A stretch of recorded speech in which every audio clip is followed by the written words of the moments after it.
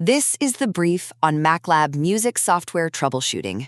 This is the essential guide for the Fine Arts department focused on getting missing music software installed and loading their massive sound libraries. You know, think of setting up these Macs kind of like prepping a stage before a concert. You can't start the show until the heavy instruments are loaded in and tuned. First, if an application is missing, check self-service first.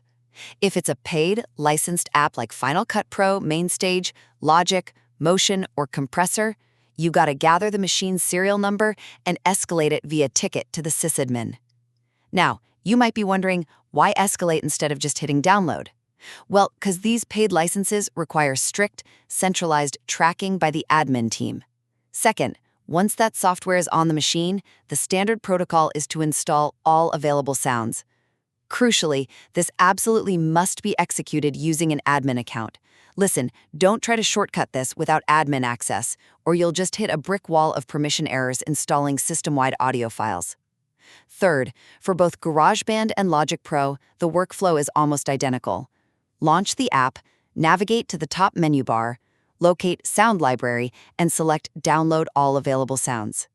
For GarageBand, you'll need to hit Continue and type in the computer's password to authorize the installation, then just wait for the progress bar. It's like ordering the entire buffet at once.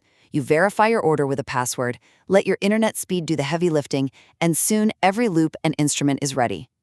Whether you're routing a Logic Pro license ticket to your SysAdmin or authorizing a massive GarageBand sound library download, securing those serial numbers and using an admin account will get your lab ready to rock.